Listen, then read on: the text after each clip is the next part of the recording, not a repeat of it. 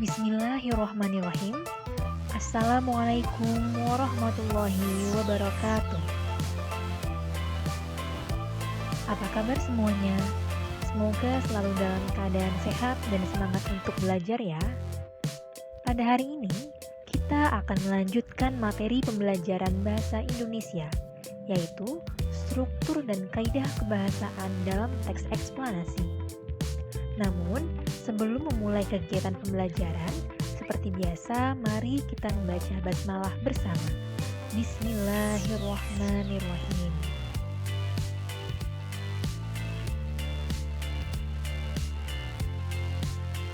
Setelah sebelumnya kita belajar pengertian dan tujuan dalam teks eksplanasi, hari ini kita akan belajar dengan kompetensi dasar sebagai berikut, yaitu menganalisis struktur dan kebahasaan teks eksplanasi, serta memproduksi teks eksplanasi secara lisan atau tulis dengan memperhatikan struktur dan kebahasaan.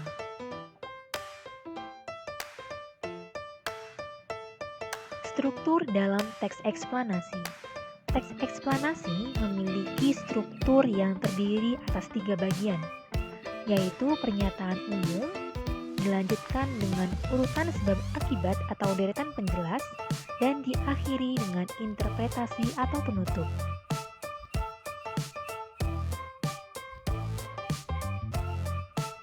Pertama, pernyataan umum, yaitu berisi penjelasan umum tentang suatu topik atau fenomena yang akan dibahas.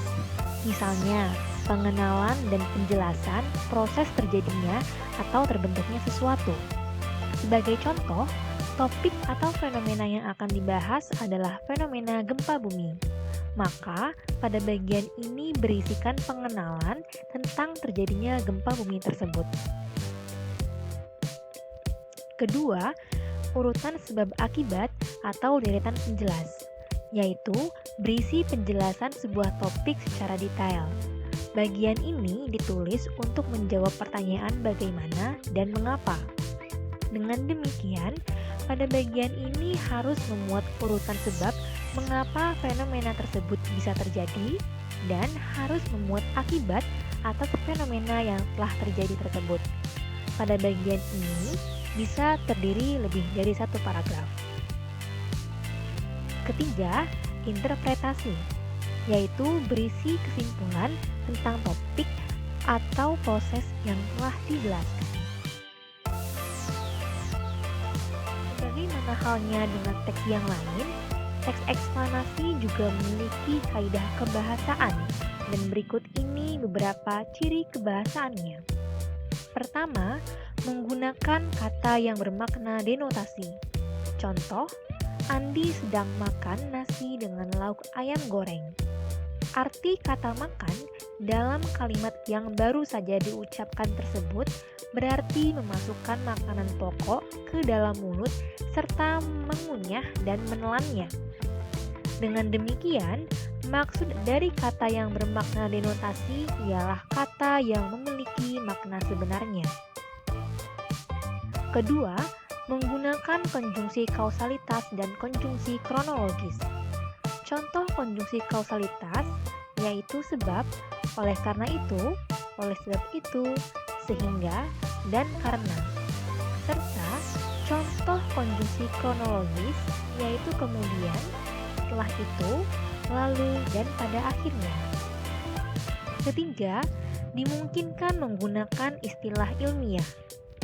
Keempat, menggunakan kalimat pasif. Kalimat pasif adalah kalimat yang subjeknya dikenai suatu perbuatan atau aktivitas. Salah satu ciri predikatnya ialah di. Contohnya, buku itu dibaca Mira. Adanya kata dibaca menjadi salah satu contoh dari adanya kalimat pasif. Dan kelima, menggunakan kata kerja material dan relasional.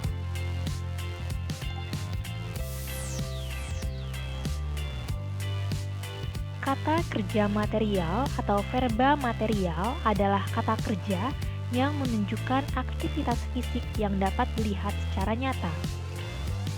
Struktur kalimat verba material yaitu subjek atau pelaku, kemudian verba material, kemudian objek atau sasaran. Contoh kalimat verba material ialah Zaki melihat warna-warni pelangi, di mana kata Zaki berfungsi sebagai subjek atau pelaku, kemudian kata melihat berfungsi sebagai verba material, dan kata warna-warni pelangi berfungsi sebagai objek atau sasaran. Lalu, kata kerja relasional atau verba relasional adalah verba yang menekankan pada fungsinya sebagai penghubung antara subjek dan pelengkap. Struktur kalimat verba relasional yaitu subjek atau pelaku, kemudian verba relasional, kemudian pelengkap. Contoh kalimat verba material ialah Nisrina merupakan anak sulung, di mana kata Nisrina berfungsi sebagai subjek atau pelaku, kata merupakan berfungsi sebagai verba relasional, dan kata anak sulung berfungsi sebagai pelengkap. Berikut ini merupakan pola pengembangan dalam teks eksplanasi. Pola pengembangan teks eksplanasi terbagi menjadi pola pengembangan sebab akibat, di mana gagasan umum dalam teks dengan pola pengembangan sebab akibat dapat berupa sebab, sedangkan akibat menjadi perincian pengembangan dari gagasan umum tersebut dan sebaliknya. Kedua, pola pengembangan proses. Dalam pola pengembangan proses, peristiwa atau suatu kejadian disusun secara berurutan dari awal hingga akhir. Pada bagian ini, jelaskanlah tahapan-tahapan kejadian dan urutan-urutan menjadi rincian yang jelas dan tegas. Hal tersebut dilakukan agar pembaca dapat melihat dan memahami seluruh proses yang dijelaskan dalam teks eksplanasi dengan baik dan benar.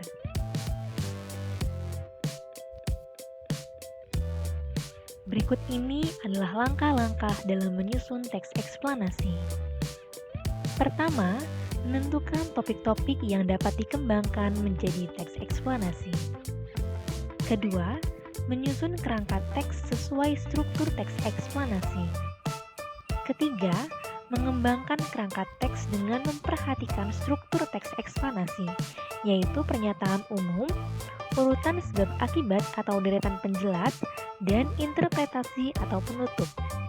Dan keempat, sunting kembali teks eksplanasi berkaitan dengan isi teks, struktur, kaidah kebahasaan, dan ejaan serta tanda baca. Sekian pembahasan mengenai struktur dan kaidah kebahasaan dalam teks eksplanasi. Semoga apa yang telah disampaikan dapat kalian pahami dengan baik. Apabila ada yang ingin ditanyakan, silakan disampaikan. Terima kasih untuk perhatiannya. Tetap sehat dan semangat, serta sampai jumpa pada video-video pembelajaran selanjutnya. Mari kita akhiri pembelajaran hari ini dengan membaca hamdalah bersama. Alhamdulillahirrabbilalamin. Wassalamualaikum warahmatullahi wabarakatuh.